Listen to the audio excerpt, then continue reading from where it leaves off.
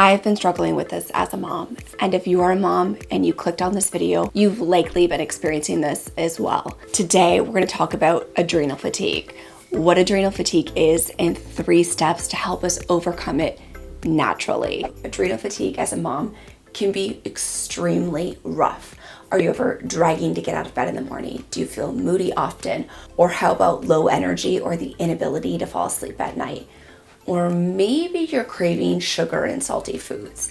If any of these symptoms sound familiar, potentially your adrenals could need a little bit of extra support. Now, obviously, some fatigue is expected as a new mom, but all too often, new moms are struggling with fatigue and mood changes that are beyond what should be expected. If there's one piece of universal advice that I give to all new moms that are my clients, it's this: support your adrenals postpartum. You may have been warned about massive fluctuation in hormones after childbirth, so the fallout and the rapid drop of estrogen and progesterone and the weeks following birth result in different symptoms, well, in different women.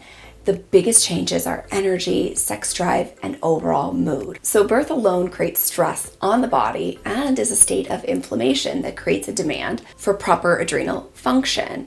Your adrenal glands are responsible for producing stress hormones.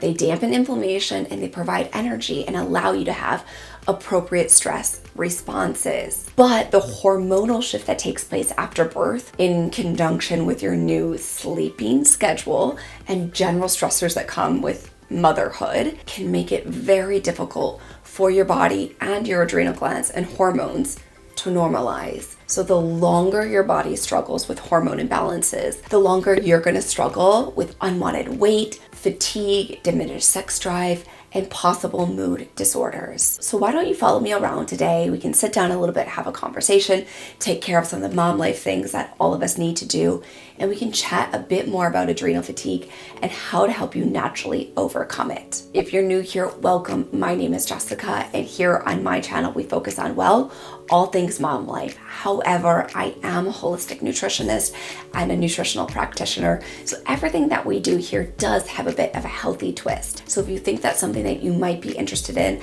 I would love it if you would take 2 seconds and hit the big red subscribe button in the description box down below. All right, let's take a seat and talk a little bit more about adrenal fatigue. Symptoms of adrenal fatigue can mimic a number of disorders, and it isn't always easily recognizable. Adrenal fatigue symptoms like brain fog, moodiness, trouble sleeping can be indicative of many disorders and are often overlooked by regular medical doctors. But more and more people are starting to realize that a combination of these health issues often do indicate the onset of adrenal fatigue. However, I have wonderful news for you, because luckily you can improve these common health issues naturally by focusing on your nutrient intake and lifestyle choices. So what is adrenal fatigue? It's a relatively new term. It was introduced and categorized in the late 1990s. And the initial assumption was that it's the overstimulation of the adrenal glands, or the adrenals, by long-term stress. And this could lead to an inconsistent level of cortisol, and that's the stress hormone that's circulating through our bloodstream. In addition to this overload or improper stress hormone levels, people with adrenal fatigue often don't have enough DHEA, or it's also known as the parent hormone, responsible for the creation of many necessary hormones within the body. So particularly in us women and us moms, the progression of adrenal fatigue throughout the day can kind of look like the following. You wake up and you're unable to function without a significant amount of caffeine. Then you finally feel a boost of energy during the day, in the early part of the day particularly. Then your energy levels tend to crash right around 2 p.m. and rise again around 6 p.m. and fall again around 9 p.m. Does any of this sound familiar? Or is it just me speaking to myself in the mirror? Then your energy levels unfortunately peak again at 11 p.m. when you're exhausted and finally ready to go to bed after a long day of doing all of the mom things. So some people wonder, is adrenal fatigue really real? Does this actually exist? And the answer to that question is yes, Yes, it is real. But the major issue with recognizing and diagnosing adrenal fatigue is, as we mentioned earlier, it can masquerade and have so many symptoms of other diseases and disorders that are out there. So a diagnosis for this condition is difficult indeed, because stress hormone levels typically fall in what conventional medicine would consider the normal range. However, the symptoms are clear to those suffering from this condition. People who believe that adrenal fatigue isn't a real health concern often state that levels of chronic stress have no effect on the adrenals, and the only true endocrine disorders are those that are caused by other diseases and direct damage to the adrenal glands. However, many of us practitioners of natural medicine and nutrition now know from experience in healthcare and supporting scientific evidence that this is a very real issue and associated with a number of complications. So recent studies and research show that adrenal fatigue can manifest as autoimmune disorders, chronic fatigue, brain fog, exhaustion, hair loss, hormone imbalances, weakened stress responses, insulin resistance, lightheadedness whenever you stand up, especially when you wake up in the morning time, decreased sex drive and libido, moodiness, irritability, depression, muscle or bone loss, skin issues, sleep disturbances, and then weight gain. Now, if you're a mom, especially if you're a mom to young children and toddlers, I'm sure you can probably relate to many, if not all of the symptoms that I just named. And that's because a lot of the research that's coming out these days is showing that childbirth is a traumatic event on our bodies. Yes, as women, we are meant to grow and have children. Our bodies are made for that. But nonetheless, it is a traumatic event that can trigger autoimmune diseases and adrenal fatigue. So compound that on irregular sleep patterns, the inability to get proper nutrition into your diet because, well, you have a newborn baby and potentially other children running around. All of these cofactors then turn into a snowball effect that leave you depleted and your hormones are really, truly off. There are so many natural treatments that we can implement for adrenal fatigue. There's things like reducing stress in your mind and in your body. So whether that's taking 15 minutes in the morning before your kids wake up or 15 minutes before bed to practice breathing, meditation, prayer, stretching, anything that makes you feel connected within your body and within your skin is really a helpful tool. Next to that, additionally, eliminating toxins. Toxins play such a negative role on our endocrine system within our body. And so we want to do our best to really eliminate as many toxins as we can if we're dealing with adrenal stress. Next, we really want to replenish our body with nourishing foods and liquids. So of course, water is the best way to nourish our bodies. Ensuring that we have enough water within our system is struggle enough. Next to that, there's some beautiful, amazing healing teas. Tulsi tea is incredible for our adrenals. Lemon balm tea, licorice root tea, all of these herbal teas are wonderful tools that actually have medicinal values to help us with adrenal fatigue. Next, we want to eat leafy greens that are high in magnesium, high in iron, high in folate. All of these things play a positive impact on our hormones and on our adrenals. Of course, with everything that we should include in our diet, there's definitely things that we want to avoid. Of course, reducing or even eliminating, depending on the severity of your condition, things like caffeine. Caffeine can really interfere with your sleep cycle and make it hard for your adrenals to recover. If you drink coffee or other caffeinated beverages, definitely have it limited to the morning time and before noon, especially if you're having a difficult time falling asleep around that 11 p.m. window that we spoke about earlier. Then, of course, reducing things like sugars and sweeteners. Try your best to avoid as much extra sugar as possible. Things like avoiding high fructose corn syrup and other artificial sweeteners are going to be your best bet. Just be aware of sugar and additives and things like breads and condiments and salad dressings. Instead, seek out raw honey or stevia as an alternative and just moderate your use of sweeteners of any kind right now while we're focusing on healing those adrenal glands. The next one is a tough one, but that's carbohydrates. While all carbohydrates aren't bad for you, the inflammation that they can cause can be problematic when you're experiencing adrenal fatigue. Many people crave carb-heavy foods when they're stressed, which is just a momentary satisfaction, but in the end, they end up taxing our adrenal glands more that are already under stress. If you're feeling overwhelmed and stressed, try your best to kick out gluten and starchy carbs just for a short period of time, even if it's 28 days. And let's see if that can really help regulate your tiredness and energy levels.